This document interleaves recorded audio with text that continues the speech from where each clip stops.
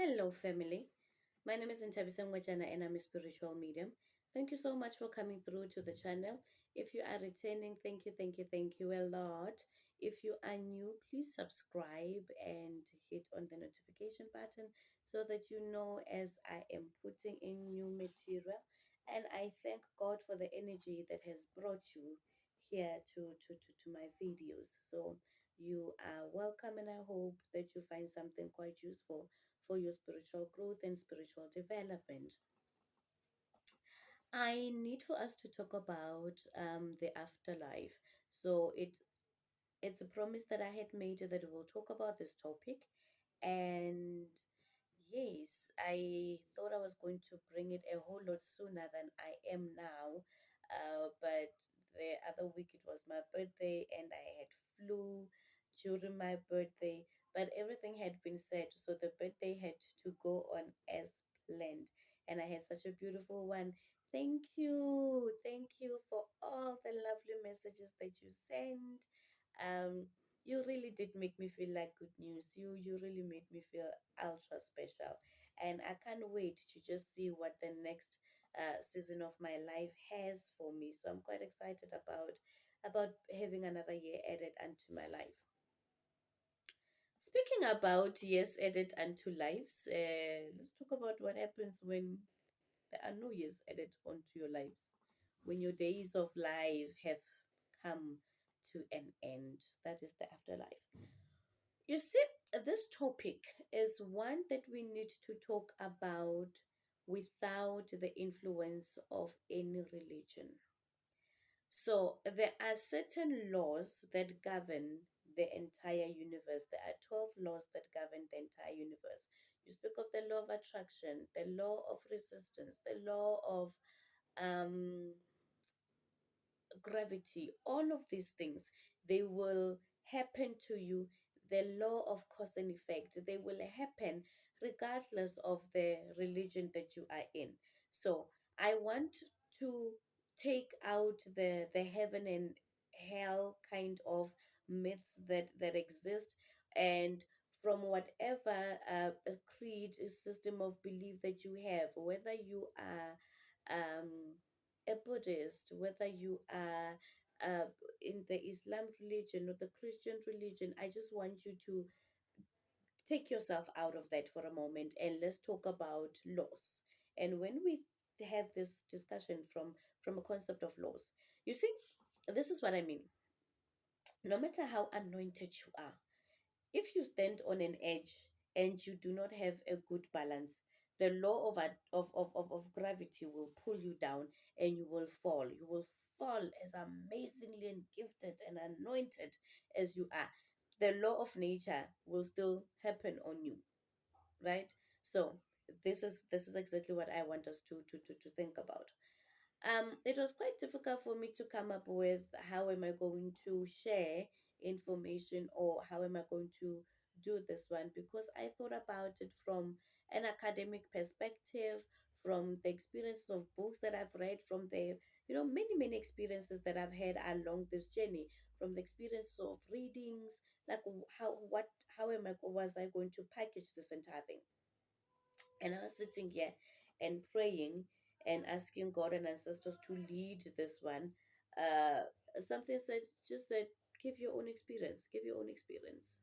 Oh, ghastly, ghastly. My own experience, they say. Hmm. So, a while back, I think I was about 19 years old, 18, 19, round about there. I had walked from my mom's place and I went to my family house place where we used to live together. In townships there's a family house and suddenly people go into their different spaces. So I had walked. We had lived in the squatter camps at that time, and it was quite a long distance and I didn't have money for taxi, and my friends were like, let's go Chomi. And I was like, okay, no, we will go Chomis. And we went to visit my uncles and everything else, and he gave me money for taxi for me to go back because he just could not comprehend that Nana walked. So but I had walked. It was a nice exercise. It was a very very long distance, about what, 15 kilometers? Yeah, no, 15. Think of petrol and 15 kilometers, guys, and think of feet. Okay, so don't say Coco does not exercise. Anyway, so we walked and we got home. When we got home, I had a serious headache. So it was not anything out of the ordinary because I like I said, I grew up as a sickly child, and this was one of the headaches. But then it intensified. Day one headache, day two headache, day three. Okay, my head just could not move. My entire body was swelling up. My legs swelled. So there was no size difference between the calves and the actual thighs. So I just could not understand what was going on. Could not move my head. Could not do anything. It was absolutely horrible. The pain that I felt was incredibly, I don't know. It was too bad. It was like pain that I've never felt ever, ever, ever, ever, ever in my life. And I imagine, have you ever ironed something? And if you were to think what that item of clothing is feeling as you're putting pressure on it, something like that, something like that. And I was just unable to move. My entire body was heavy, heavy, heavy, heavy to the core. And as I was sitting there, my mom was busy nursing me up and all of these things, and she was extremely worried as to what was happening. And I felt a moment of extreme peace, extreme happiness. So my mom walked in and gave me tablets. So I was just drinking tablets, but they were ineffective. They had been ineffective for a couple of days. And I just thought, okay, let me just drink tablets one more time. So I took up the tablets and everything else.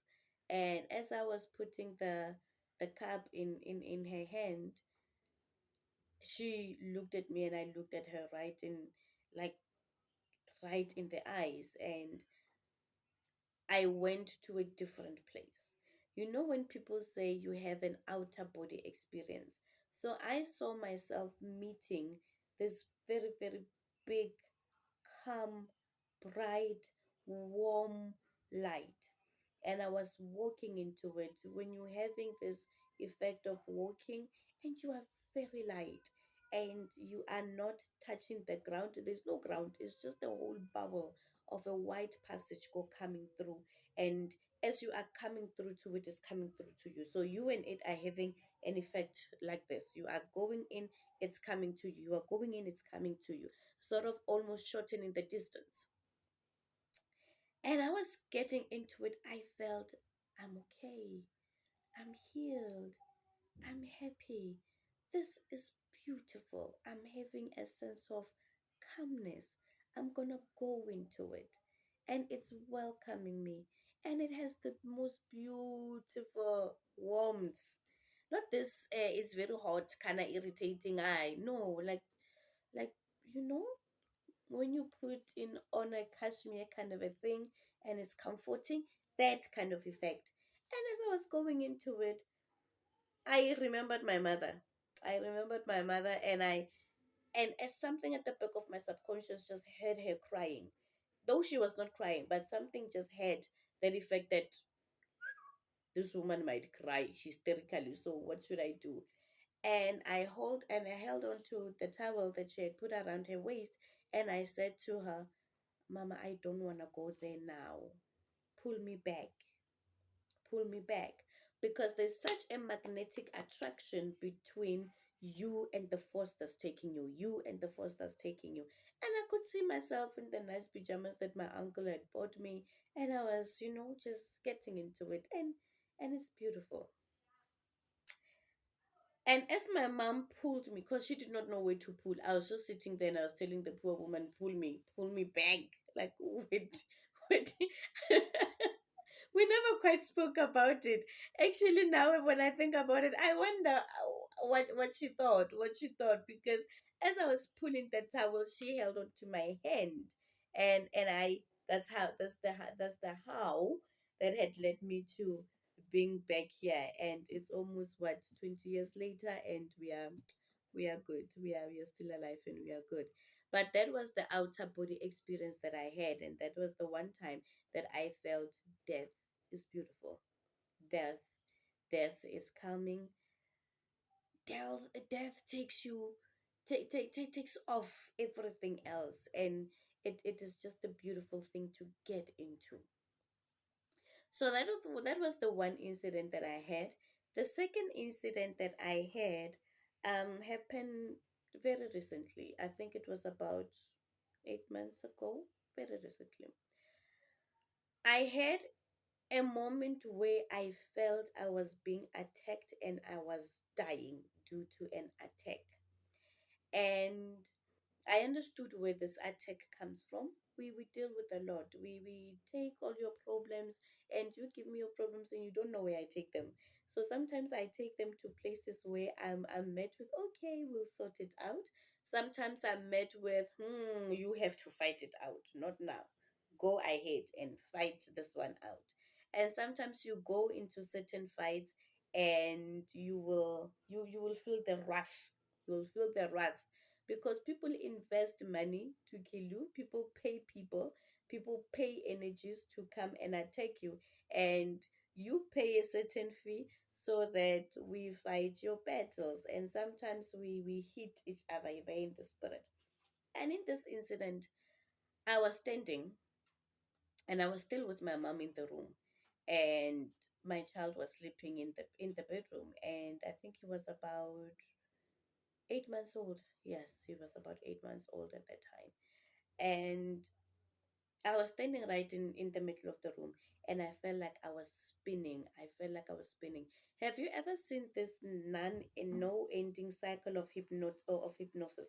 Like when they give you a picture of hypnosis, how your mind goes through into certain cycles. It's a big cycle, and it narrows down, it narrows down, it narrows down. So I felt myself being sucked into that kind of a circular movement kind of a thing, but it had a vacuum kind of effect where something was wanting to suck me in, and I had to fight, and I had to fight myself back.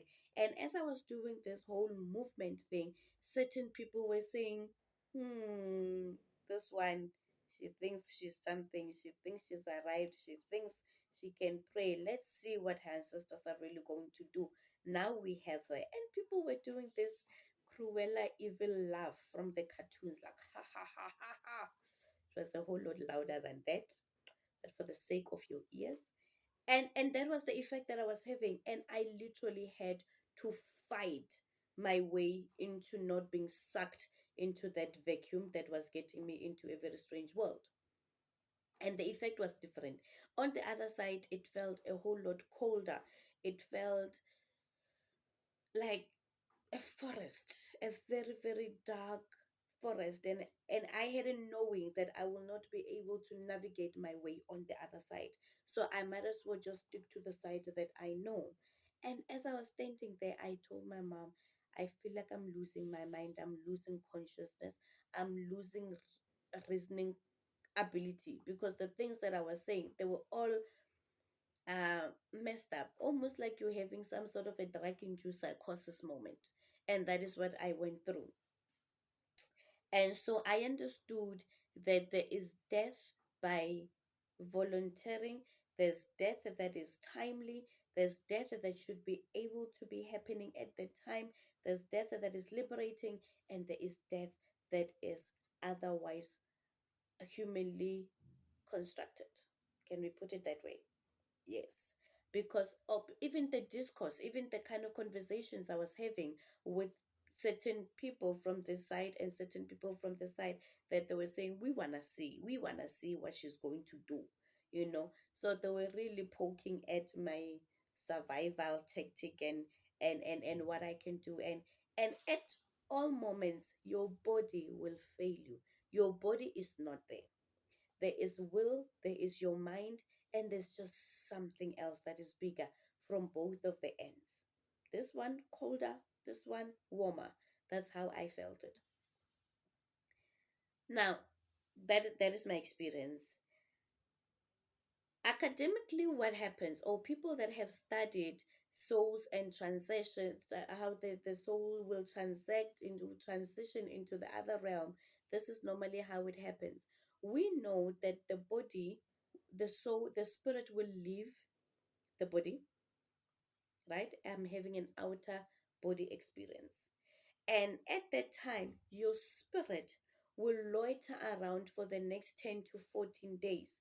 That is why immediately after a person has died, somebody would say, "Can I have a reading?" And I would say, I would not be able to pick up where the spirit is, because the spirit is where you are at. The spirit is with the people that it loved.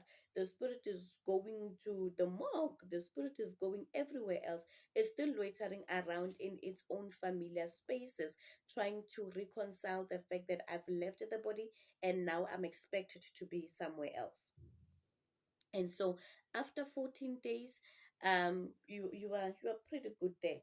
After a month, you are slightly good to detect whether a soul has why can't I mention this word? Transitioned, transitioned, transcended. I'm looking for the word transcend. So i- after 14 days, then you can see if the spirit has transcended to the other realm.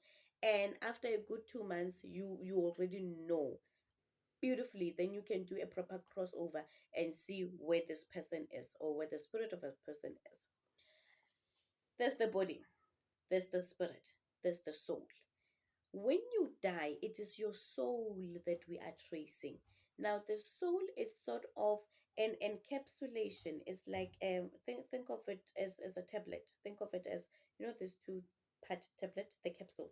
Yes. So now your soul is encapsulating your spirit, it's encapsulating your thoughts, it's encapsulating all infinite wisdom, it's encapsulating the characteristics of the universe that has made it possible for you to exist in the realm of the universe. So when we are talking about the afterlife, we are talking about your soul.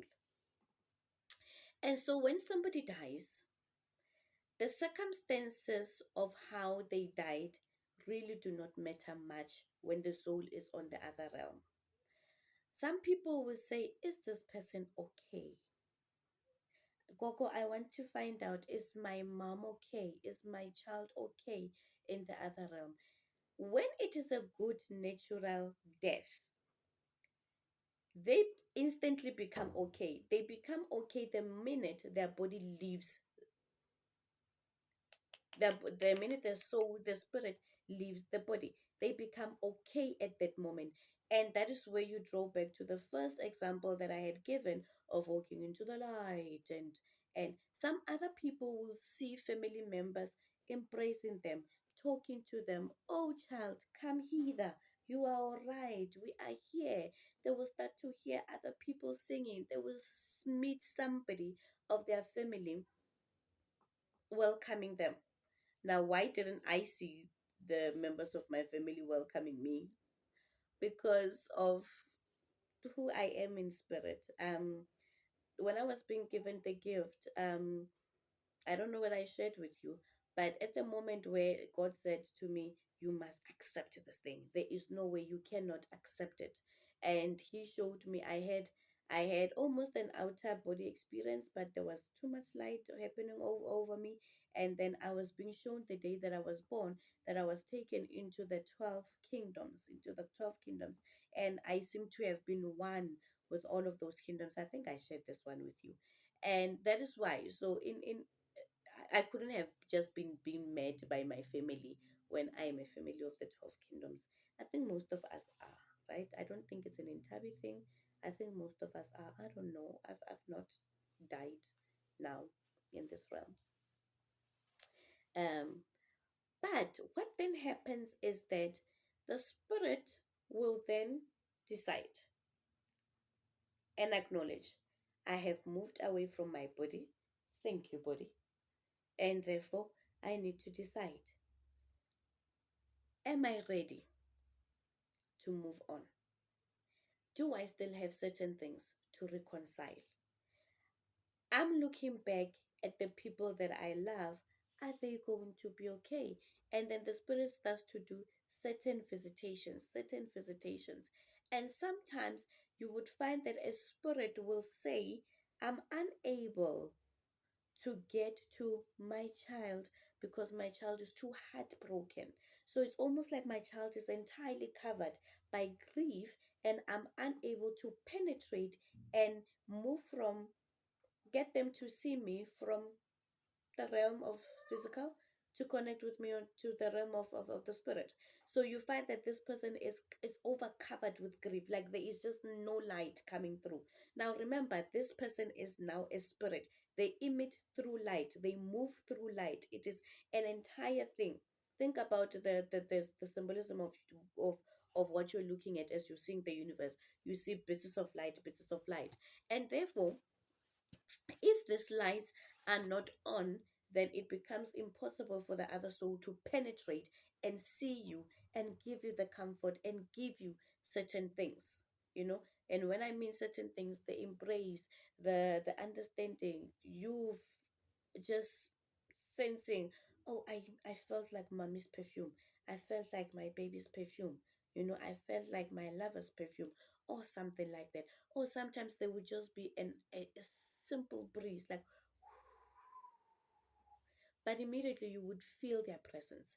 So that is a soul, that is a spirit that is able to move from one realm to the other and to connect with you. But when you are a physical person and still struggling with grief and not in tune, you might miss those moments, those very, very significant moments, because it is a vibration. Even when you tell me your name, the name of the deceased person, and I connect with it, it is the vibration that they raise and they come up and they meet up with me. So it is not me, my physical self, that they meet up with. It is me, the soul self, that they meet up with, and we are able to communicate. Now certain people would say, somebody from Zim would say, I want to do a crossover, Coco, but how are you going to be able to connect with my mother, because my mother spoke Shona and you are a petty woman? How are you going to be able to converse in Shona? And in spirit, there are no language barriers, there are no distant barriers, there are no time barriers. So everything happens simultaneously. So you'd communicate with people telepathically. They show me, they speak to me, and I hear them, because my spirit can move from one realm to the other and come back, and I become a physical interface. You can also do that. You have the capability of doing that, and that is what meditation is. Have you ever sat in meditation, uh, and after you've done the all of these things, and you are really into the spiritual realm? When you get into it, you will see multicolors. When you are meditating, there's a thing, you get a vibration of multicolors. Because color is, it's very easy to communicate in spirit, right? To identify, it's quite easy to just identify yourself through colors. And therefore, when you get into meditation, there's the sense of calm, there's the sense of knowing, there's the sense of colors, there's the sense where you feel like you are almost losing certain parts of your brain, like it almost like somebody is putting a certain thing here, and you are moving to the next thing, and it becomes a bit difficult, and your head gets heavy, and your head gets heavy. At that moment, that's the moment where you should not stop. You go into it, you go into it, and boom, that's when you fall into the real spiritual realm, where the infinite knowing happens, when the ultimate wisdom is there, when the super peace is there, the peace that surpasses all understanding. That's where you find it. So you also in the physical have the ability to go into the spirit, as much as a person that is in the afterlife can access, where they exist, where they now function without the hindrance of the body. Certain spirits, when they get to the other side, they would find that, oh, I'm healed. I remember the other day I did a crossover, and the father to the client of mine, uh, was busy kicking, like he was busy kicking his feet, and he's like, yeah, now I can move, now I can move. And I asked the son, I was like, why is your dad busy kicking at me? Um, And he says because when he died, his legs had been amputated. And so it made sense. Like, oh, okay, so he's really healed. Even though he does not need the body form, and I am experiencing this thing with his soul, but is showing me a bodily form so that the child can understand the magnitude of healing that he has. So he has been made whole in a different realm. So the restrictions that he had here in the physical realm with his body no longer exist in the other realm of spirit. Then people who are in the spiritual world, in the afterlife, they assess their lives. Am I ready to move on to the next realm? Are my children okay? Is everything okay? Did I make peace with everybody? Why? Because the soul, when the departed spirit, when the departed person came initially in this life, they already had their lessons mapped up for them. They already had their lives mapped up for them. And so they need to do a quick emotional stock taking to say, am I good? Am I good with everybody? Did I learn all my lessons as I took up the bodily form? So after I've took up all the bodily form, did I do everything else that I was set to do there on earth? Sometimes you would find a soul would do an assessment and say, hey, yeah, no, hey, there I failed. There I was hasty. There I hurt a lot of people, and therefore I need to apologize. I need to apologize. And so you will find certain people saying, I dreamt of my abusive father coming to say I'm sorry. Is that because that soul has done an emotional stock taking? And for them to pass on to the next other realm, they need to have made nice with everybody, and then they move on to the other realm. There are certain, so what is the game of souls? It's all about learning lessons, experiencing yourself as. And this is what I mean. If you want a child, your soul wants to experience itself as a mother. If you want to be a husband, your soul wants to experience itself as a husband. And that is why you will want to have that wife. Have, even this relationship ends, but you still have the inclination to say, I'm going to get married. It's because your soul wants to have that experience. So it goes beyond societal connotations that you need to get married at whatever age. It goes beyond certain things. Your soul wants to experience yourself as certain things, including even if you are a murderer, your soul wanted to come in a bodily form and experience itself as somebody that has ended other people's lives. And that is why my great grandmother says, when you have purpose, even if your purpose is to kill people, you can be a righteous man. You can rattle out Hare Krishna from one end to the other. But if your ultimate soul experience was to experience yourself as somebody that will do a certain thing, on your last day, you will kill 45 people that are in a bus and you start to shoot them because that was your sole purpose. That is what your ultimate soul wanted to experience itself as.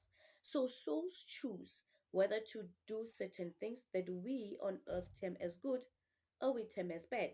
But your soul covenant, your soul understanding of how you want to experience yourself as a certain thing is already there. It's already encapsulated. So your thoughts, your intelligence, your everything, your wisdom, your entire existence will be so that it supports your soul purpose.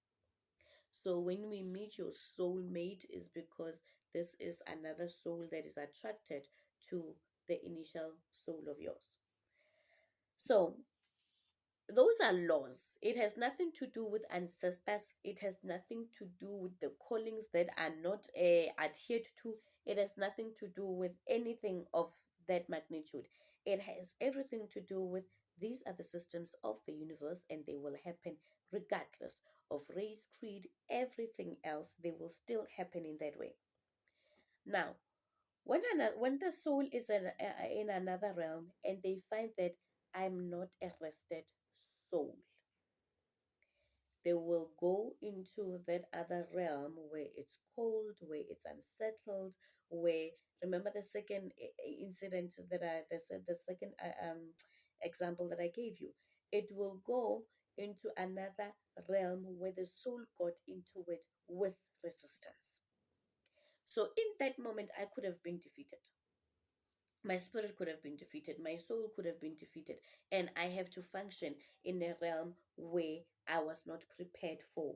And that is why we then say a soul is unsettled, a soul is captured, a spirit is restless.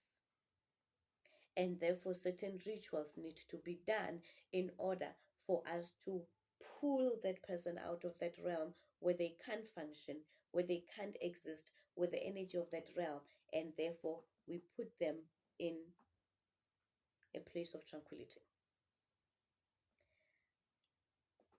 That is the other end. That is the other end. And a spiritual person has to look at it and say, this thing is not happening. Even you, your dreams will say, I dreamt of mama and she was crying, she was doing this thing. Don't know why am I giving examples of mothers today.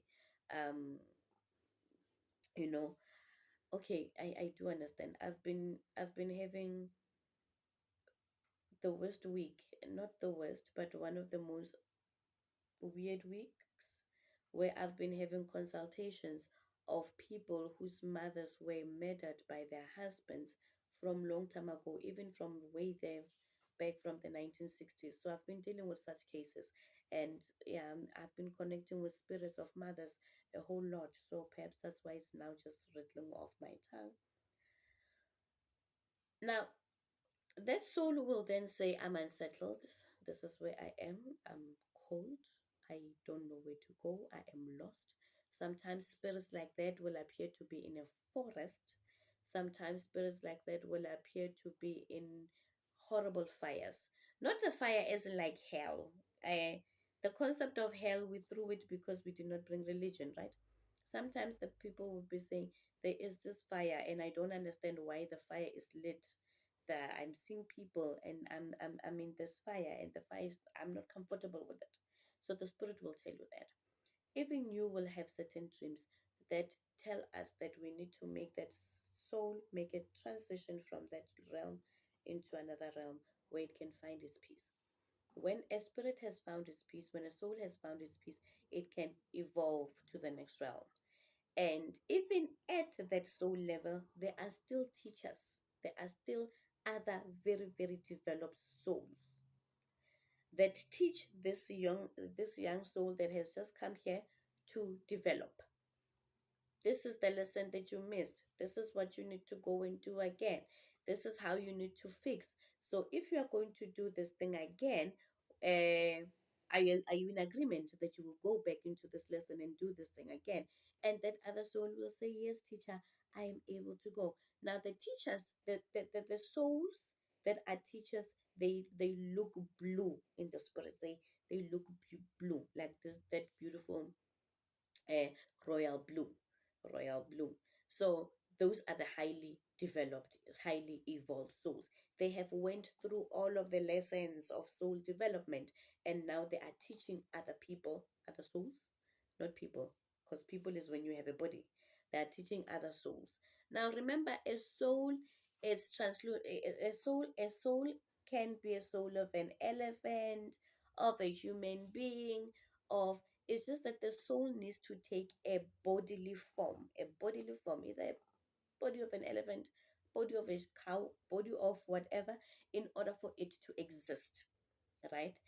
Body of a human being in order for it to exist.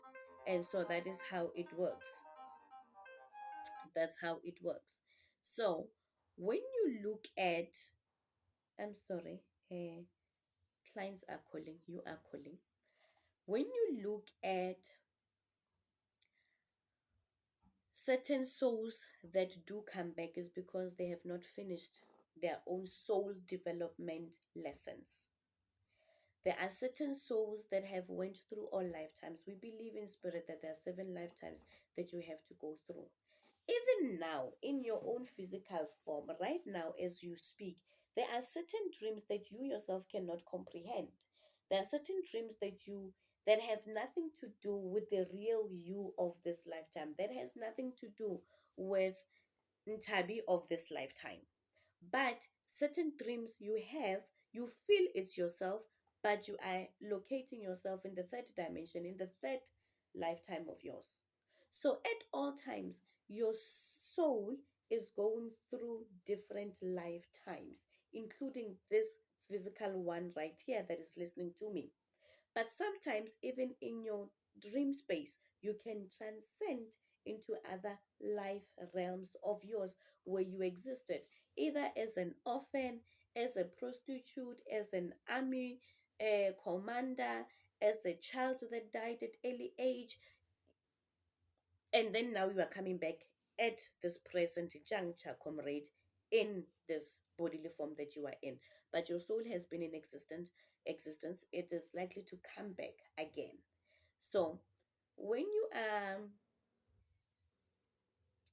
a soul that is unrested, you have an allure, you have an inclination to want to come back and rectify the soul development, the certain lessons of how you want to experience yourself. And then you will come back. And those are people that can easily, we say people have reincarnated. Have you ever looked at a child and listened to this child speak and say, why does this child speak like my grandfather? Can't your grandfather has reincarnated in this child? Sometimes you even meet a different person that has the same aura. You are with them and you feel like, when I'm with this person, I feel like I'm with my sister, I'm with my mom, I'm with my dad. And you do not know how it happened. Kante, that was a twinning soul. This person has jumped into this body for exactly this moment. So soul and the afterlife are very, very interesting. Soul and the afterlife are very, very interesting. Quite swiftly, when I experience ancestors in the afterlife, I'm sure that's where you like, but go get to that level. I'm there. When I experience ancestors in the afterlife, I experience them as old people. I experience them as young people, but there is the wisdom. They have this super wisdom. They have this all knowing. They have this navigation systems of the world. They have this scientific, this geographical, this historical knowledge embedded in them. And these are highly evolved souls. These are highly evolved souls, and those are the people that will put themselves as the teachers of one other person's spirit. So not everybody that dies become an ancestor, because certain people have died not mastering the lessons that they were supposed to have mastered. Some people die and they have not finished up their own coursework. And so the people that have become the teachers to the people that haven't. So as I am here, there are certain souls, the gurus that have finished their real spiritual work, and now they can become teachers of the rest of us. That's why you will get your great great great grandmother. Why am I dreaming of this great great great grandfather and not dreaming of this one? Oh, my father that is late. Because perhaps your father is not an ancestor because he has not finished the soul work, because he has not, you do not know. But this person, perhaps this person in the other generation from your lineage, they have finished, and that's why they're coming to you here in your dreams. That's why they're calling you to the gift. That's why they're doing all of these things, because they are complete. They're navigation, they're scientific, they're historical, they are they are just a whole bank of knowledge. The storytelling system is very elaborate. They are super super super bright. Why? Because they don't only work with 1 plus 1 is 2. They work with all dimensions to acquire information to you, or to acquire information to give to you, to, for you. So that's pretty much how it works. When I go into the spiritual realm and my spirit just want to relax, or I'm just being called by ancestors to come and chill with them in one afternoon, I find it as a passage, a haystack passage. You know haystack? Yes, this thing that you make thatch roof with. So I find my ancestors live in that kind of a thing. It's like a cave. It's like a cave. Sometimes they are clad in lion skin, sometimes in leopard skin. Sometimes they're just clad in normal clothing. Sometimes they show me regalia that they were in the war, you know, and I walk with them and I just walk. I walk in my own clothes. I don't know. Sometimes I have like the worst sense in spirit. I'm in a white sheet, like I don't know, not in a ghost like, but I'm just draped in white sheet. Sometimes it's beautifully put, you know, like how Indians drape themselves with just a cloth, and I'll be looking like that, but a white one, and I'll be looking this small. My stature would be this small in the entire. Everybody is big, everybody is drinking their tea there, they're chilling, and the warmness, like, you know, the warmness of of sunset, that kind of an atmosphere. And there's the clamor of them laughing, and they have the utmost peace. That is normally how I experience people in the afterlife. Obviously, the subject of the afterlife has its many variations. I'm not going to talk and encapsulate everything else into just this one teaching, but I wanted you to understand that most people get to be okay just immediately after they've passed on. There are those people that have not passed on, and we need to take them from one realm to the other by forms of rituals as to how do we make a proper transition. And apart from rituals, they will come to you, they will let you know where they are at, and take those messages very seriously and find somebody that is spiritually inclined, spiritually gifted to know how to move spirits. Not everybody can move spirits. Some people's um gifts are not to move spirits, they're just to see and let you know what we can do. There are actual people who can perform it. It depends.